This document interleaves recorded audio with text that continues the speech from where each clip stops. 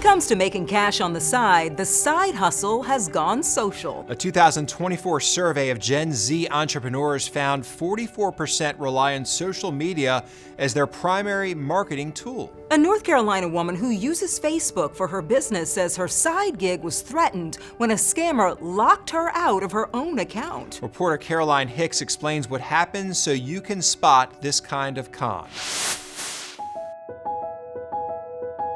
I photograph abandoned farm homes, neglected historic buildings, ghost towns, cemeteries.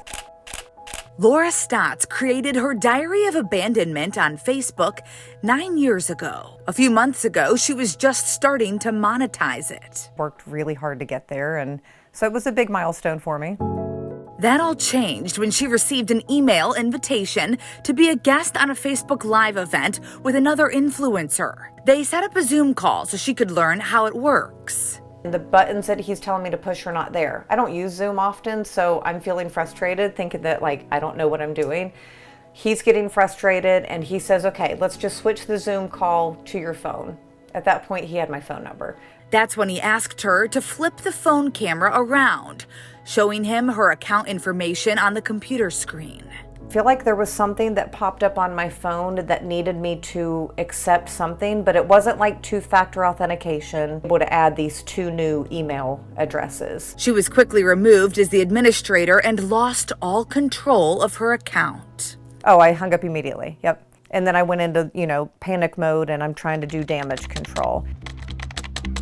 Next, she watched as the scammer set up another page with the same title and stole her 218,000 followers. As my follower count is going down, theirs is going up. So in real time, I am watching my account get drained. Then her page was deleted.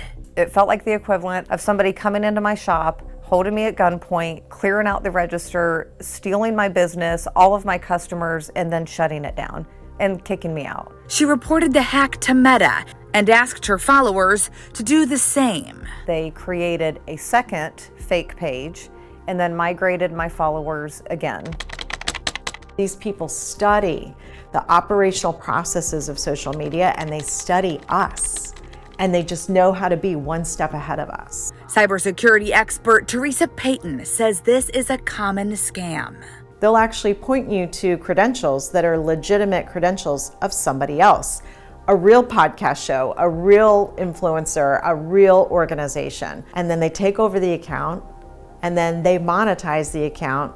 Stotts had to start all over again, working to build up the following she lost. Why are you sharing what happened? I know how much it impacted me and kept me awake at night because I had just gotten monetized and was making some kind of decent money from it. I can't imagine what it would be like if it was my full-time gig. And this is what I was using to support my family. We contacted Meta for comment about the story, but we did not get a response. The cybersecurity expert we just heard from says to be wary of any invitations you receive like this, even if it appears to be from a legitimate content creator.